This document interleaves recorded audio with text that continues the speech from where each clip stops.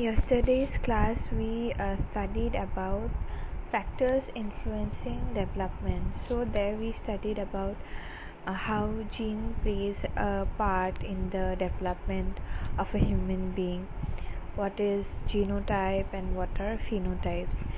And we should also know that parents not only provide genes for the development of the child, but they also play an important role in determining the type of environment their children will encounter. So, Sandra Scar in 1992 has written that the environment parents provide for their children depends to some extent on their own genetic predisposition. So, for example, if their parents are intelligent and are good readers, they would provide their children with books to read, with the likely outcome that their children would become good readers who enjoy reading. So, the way your parents are, if they're intelligent, if they were brought up by reading books, then they would also likely to provide you with the same environment the way they were brought up in. A child's own genotype, like what he or she has inherited, such as being cooperative and attentive, is likely to result in teachers and parents giving more pleasant response as compared to children who are not cooperative or not attentive. So your own genetic predisposition also depends, like if you are cooperative, attentive or not. So if you are attentive, cooperative, then you will get more response from parents and teachers. So besides this, children themselves choose certain environments based on their genotype. So it's not only parents who provide the environment for the growth and development of a child, but the way you are also, you will also make your or choose your own environment based on your own genotype, the way you are, how you are. Okay, for example, because of their genotype, children may perform well in music or sports, and they will seek and spend more time in environments which will enable them to perform their musical skills. So for example, even if your parents are not musicians, but you have an inclination towards music and you love music, so what will happen is that you will learn music, you will join in music competitions, you will make friends from music background, so that's how you are going to choose your environment as well. Okay, so in today's class we will be starting off context of development and then overview of developmental stage. So let us start with the next slide.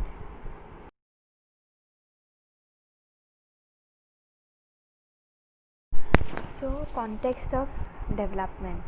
So development does not take place in a vacuum. Okay, it is always embedded in a particular socio-cultural context. So you are born and brought up in a society where there is a culture, you have a neighborhood, so you have your own home. So it doesn't take place in a vacuum, right? So so here we will be learning about all these systems. Okay, this has been divided into 4 systems. So Yuri Bronfenbrenner's contextual view of development emphasizes the role of environmental factors in the development of an individual.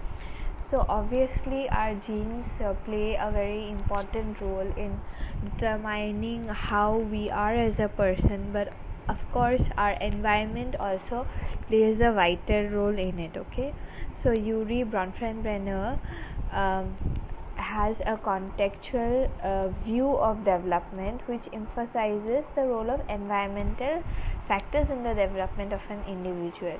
So you can see figure 4.1, it has been depicted in a figure. Okay, so the first one is your microsystem.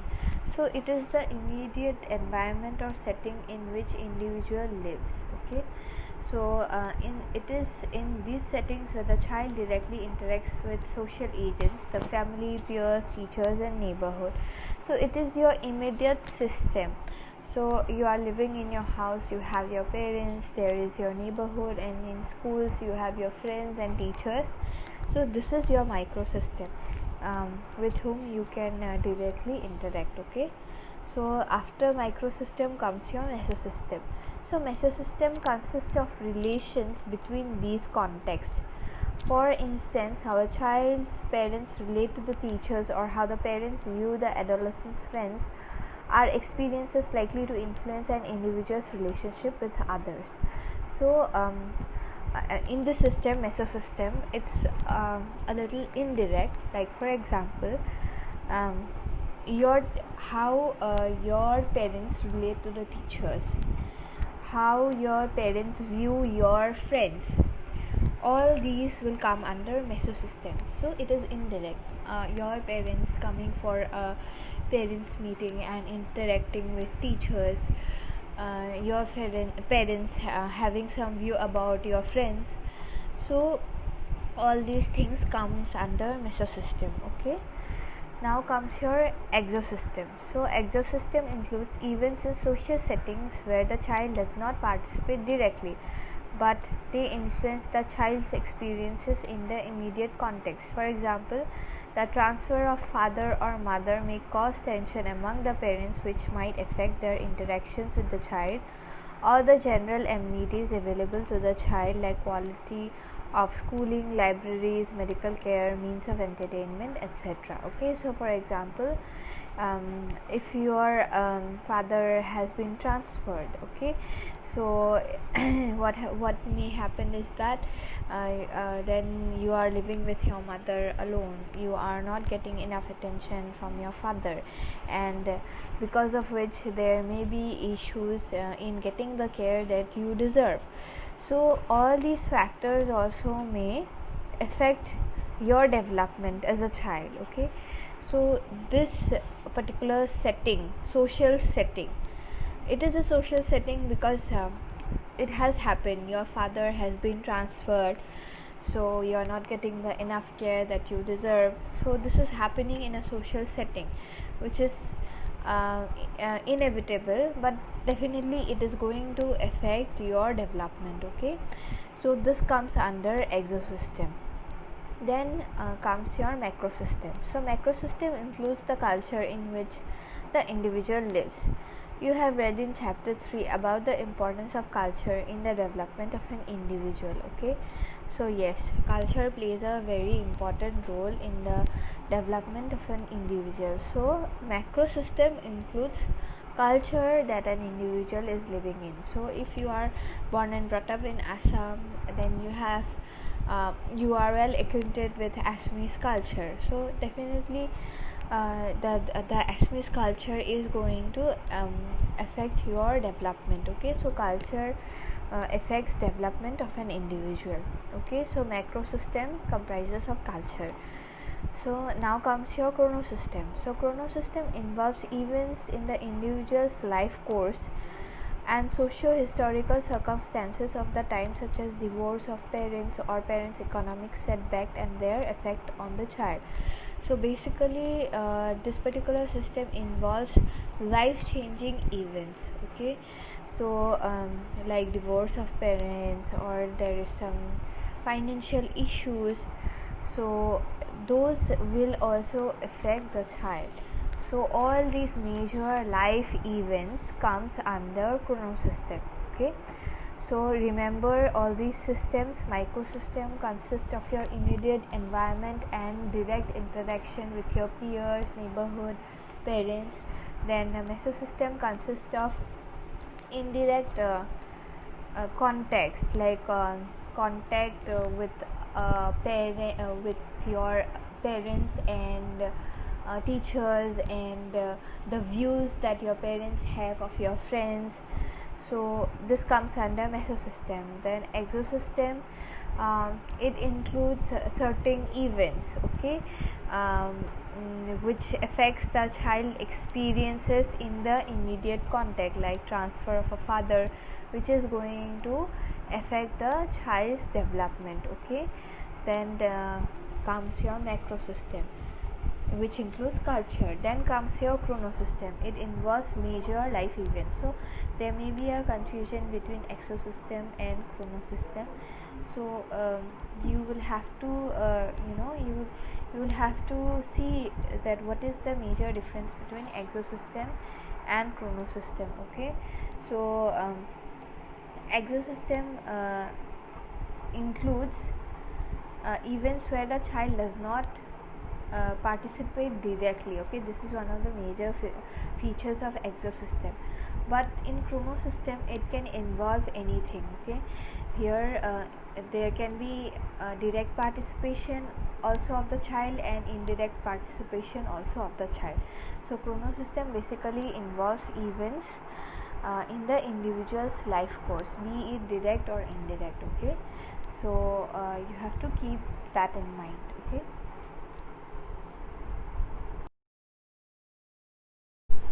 so we have our own psychologist also who presented an ecological model for understanding the development of children in Indian context. So Durganand Sinha in the year 1977 provided this ecological model. So it can be viewed in terms of two concentric layers. Okay, so like the model of Urey, Bronfenbrenner's, Durganand Sinha has also given this ecological model in the development of a child.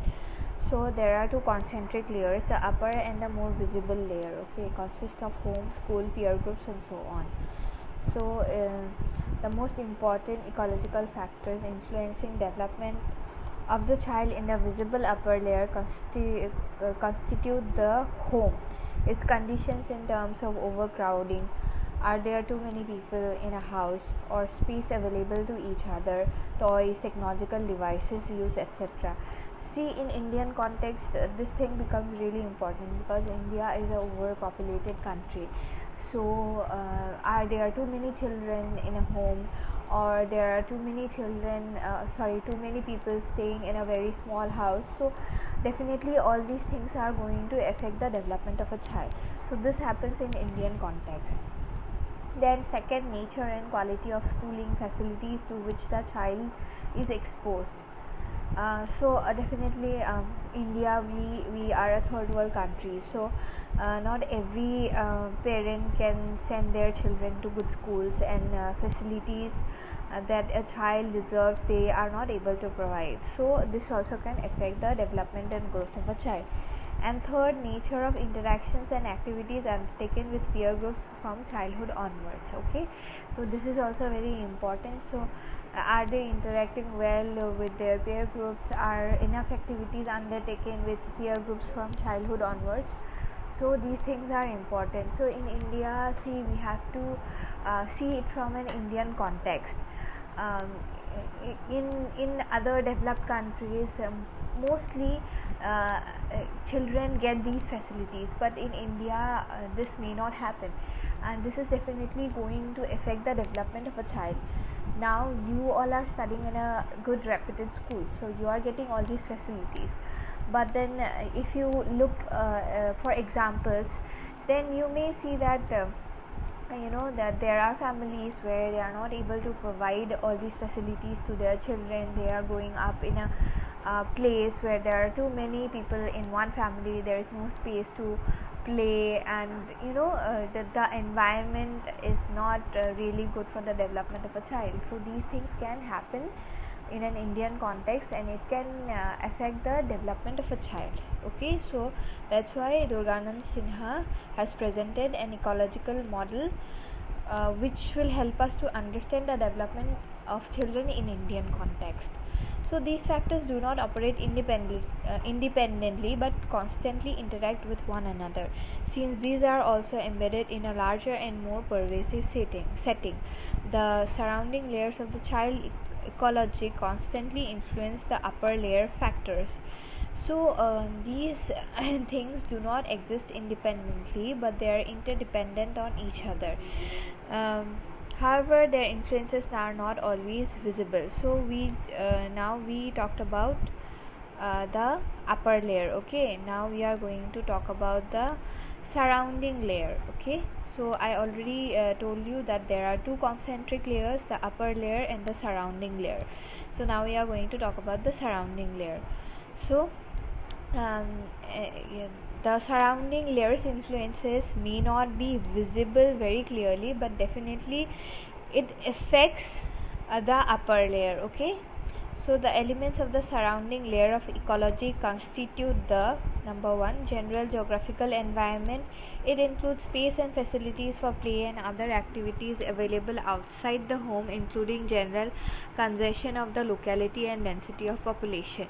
So if a child is living in a locality where there are too many houses, there is no park or there is no space to play, so definitely it is going to affect the development of the child. Then secondly, institutional setting provided by caste, class and other factors. So this is also a matter of concern in a country like India, because we have caste, class and we have all these differences. Okay, so maybe someone from the lower class may not be able to provide the child with all the facilities that the child will want for a all round development than a person who has who is economically sound. Okay, so now number 3 is general amenities available to the child, like drinking water, electricity, means of entertainment and so on. So now if you think about a child who is living in a overcrowded area of a not so developed place, so the child may have issues in finding proper drinking water, or there may be no electricity and no source of entertainment also. So even if a child is intelligent when it comes to his genetic predisposition, but because these facilities are not available, these surrounding facilities are not available, it can definitely affect the development of the child.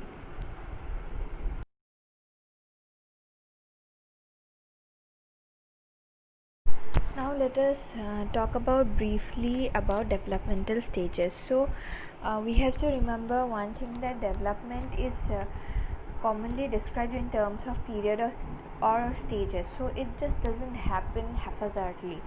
So one period comes, then another period comes, then that's how you develop. So from infancy to childhood to adolescence, then to adulthood, then to old age. Okay, so it just doesn't happen haphazardly. Okay, so we humans proceed life through different stages. Okay, so in this chapter we will be studying about these stages in detail. So in each stage we we acquire some skills or the other. Uh, we reach a goal. For example, in infancy, when a child is a baby, they learn to crawl, they babble, cue. So that is the goal, that is the achievement. A child a child in its early years, like a child, if he or she is 1 or 2 years old, then his or her goal will be learning to speak or walk. So that is the goal, that is the achievement. Okay, so in every stage of our lives we have some goals and we have some achievements. So we achieve these developmental tasks as we are growing up. Okay, so that's how it has been divided into stages or periods of development. Okay, so and in the next slide I'll be talking about the prenatal stage in brief.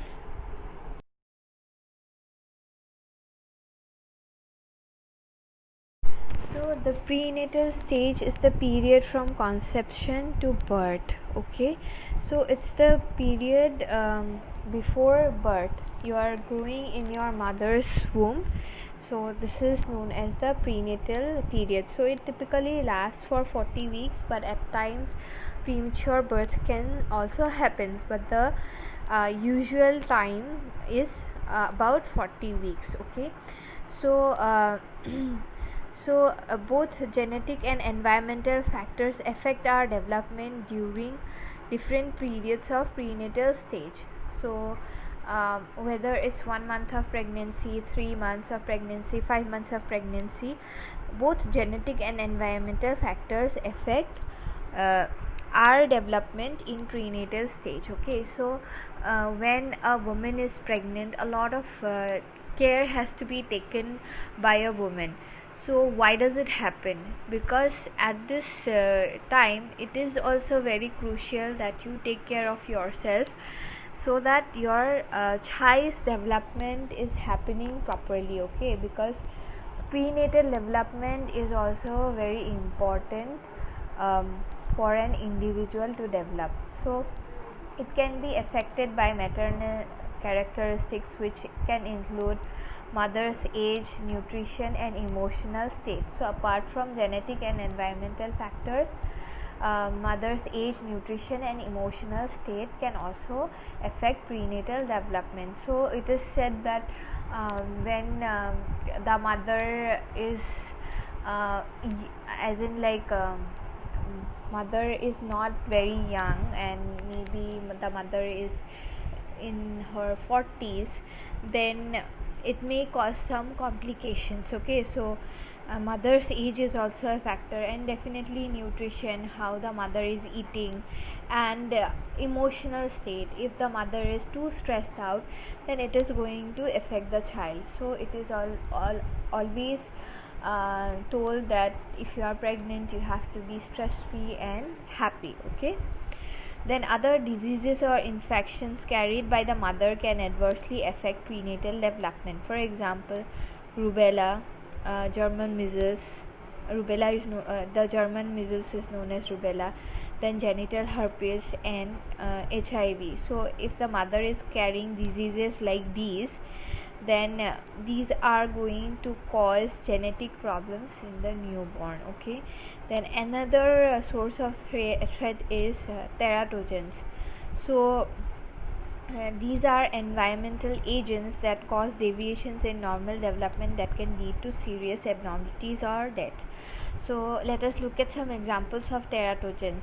So teratogens includes drugs, infections, radiations, and pollution. So if the mother is taking drugs, or has infections, or is exposed to radiations, so or too much of pollution, then it can affect the growth of the child in her womb. Okay, consumption of alcohol, tobacco by women during pregnancy also may have harmful effects on the fetus and increase the frequency of congenital abnormalities. Okay, and radiation such as x-ray, or if a pregnant lady is near the industrial area, then it can cause some permanent damage to the child. Okay, so a woman in her pregnancy has to be really careful. Okay, so if you have sometimes observed, a pregnant lady is not allowed to go to x-ray machines.